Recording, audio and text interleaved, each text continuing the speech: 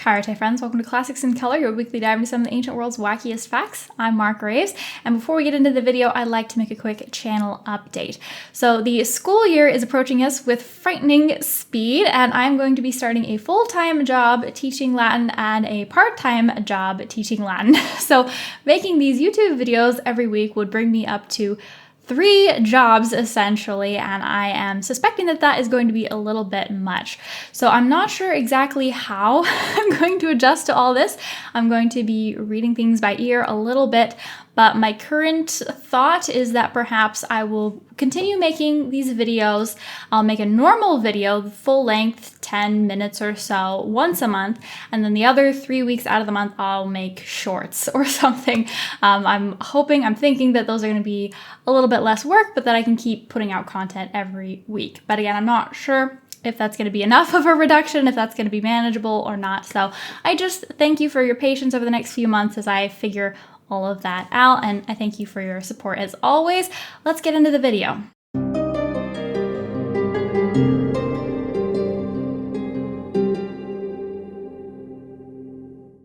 The Greek and Roman gods were very powerful, genuinely very terrifying, and seem to have spent most of their time in mythology ruining other people's lives. And whenever mortals or even just lower gods on the totem pole would try to resist the Olympians, it almost always ended very, very terribly for them. So one would think that the gods were just beyond messing with. For example, we have a myth of King Lycaon, who was a mortal king who wanted to prove that the gods weren't all that they weren't omniscient like they said that they were, and so he tried to play a trick on them to prove that they could be fooled. So his clever plan was to chop up his own son, kill him, butcher him, and cook him into a pie, and I have no idea why he had to do this to his own son. If you had to chop up a human, couldn't you go pick another human that you weren't related to? Maybe, as Pimento would say, that kid was a dick. I don't know, and we never will. But anyway, he murders and cooks his own son, and he serves him in a pie to the gods. He throws this big fancy feast, and he thinks that the gods will not realize what the pie is made out of and that they'll all eat the pie, and then they will thus break their own rule that forbids cannibalism. But the gods realize immediately what's going on, and none of them eat the pie except for Demeter, but that is another story, and they punish Lycaon by turning him into a wolf. So one would think, again, gods are not to be messed with. However, we do know of a few exceptions where mortals or lesser gods were able to at least injure some of these Olympian gods. So what we're going to do for the rest of this video is take a look at Homer and a list that he actually gives us of some of these lesser known stories. And if you happen to know of any that are outside of Homer, please let the rest of us know in the comments below. In Book 5 of Homer's Iliad, we take a look at a battle that is taking place on the plain between the city of Troy and the Greek encampment on the beach. So the goddess Aphrodite has come into the battle in order to try to save her mortal son, but in the process she is spotted and then injured by one of the greatest of the Greek heroes, Diomedes. So he is able to scratch her on the wrist with his spear.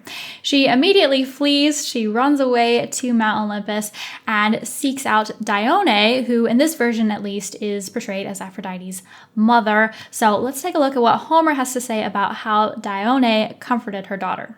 "Be of good heart, my child, and endure for all your suffering, for many of us who have dwellings on Olympus have suffered at the hands of men while bringing grievous woes on one another." And thankfully, she then goes on to list some of these stories for us, starting with the Aloadae. So these were not humans, they were 2 giants. Their names were Otis and Ephialtes, and those names respectively mean insatiable and nightmare. So definitely a few steps above your average human, at least when it comes to strength. And they've got kind of an interesting, unique backstory. So their mother was a nymph, her name was Iphimedeia, and she, unlike every other nymph in mythology, it seems like anyway, was not actually raped. She intentionally seduced a god. According to the story, she waded out into the ocean and then splashed salt water onto her boobs in an effort to attract the attention and then seduce Poseidon. And apparently this worked. She got him to pop up, and she had these twins sometime later. So these two giant twins were a bit of a handful. They decided that they deserved Olympian brides. They wanted to kidnap Hera and Artemis. So in order to do that, obviously the gods weren't just going to hand them over.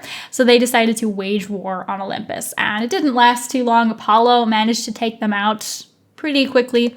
But before that, they managed to capture the god Ares.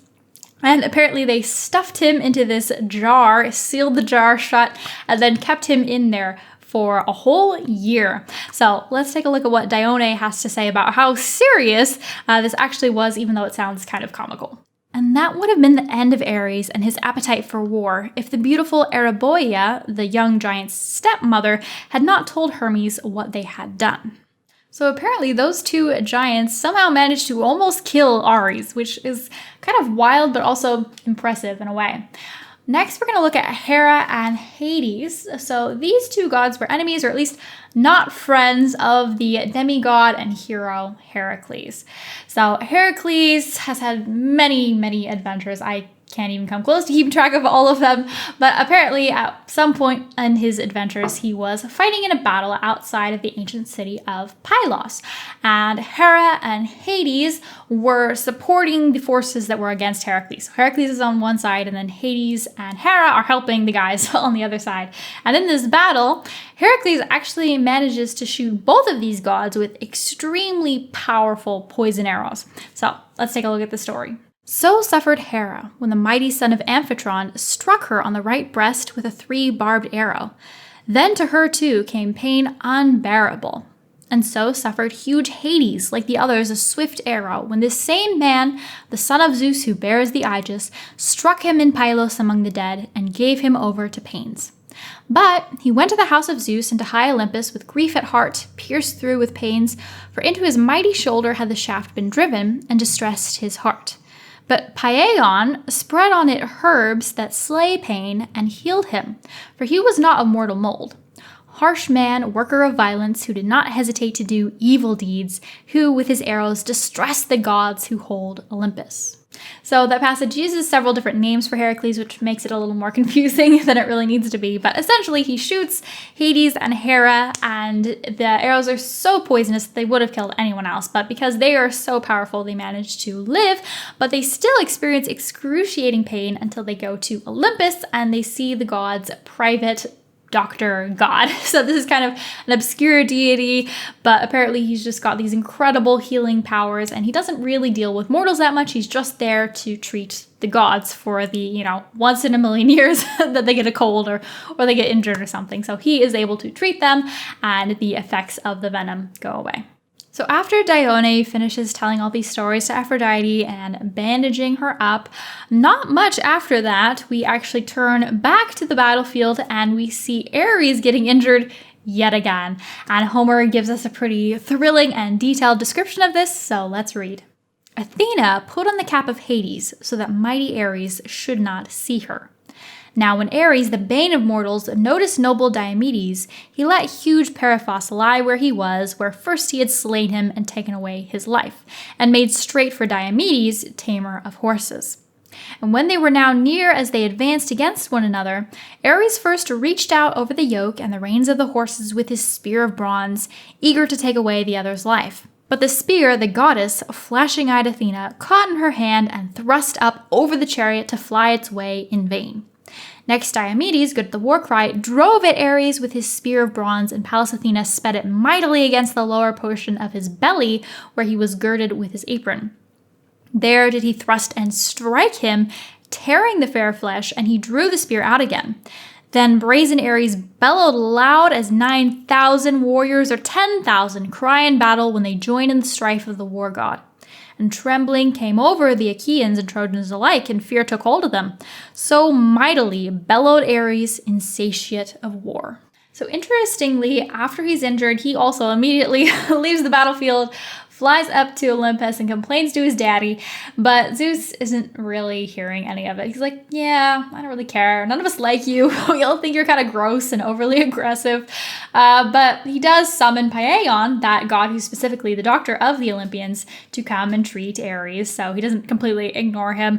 But then we get this scene that describes one god treating another god, like medically, and giving him medical treatment. So let's take a look at that. Paion spread on it the wound herbs that slay pain, and healed him, for he was not at all of mortal mold. Just as the juice of the fig speedily makes to grow thick the white milk that is liquid, and it is quickly curdled as a man stirs it, so swiftly he healed furious Ares. And he bebathed him and clad him in beautiful clothes, and he sat down by the side of Zeus, son of Cronos, exulting in his glory. So even in the stories where the gods do manage to be injured, they also manage to just walk away scot-free, no scars even. They're perfectly fine. So it is still true that the gods are not to be messed with, but it's interesting to see that they did get knocked down a peg or two once or twice. Thank you so much for checking out this video. Special thank you as always to subscribers and to Patreon members, and I hope to see all of you again next week. Hαίrete.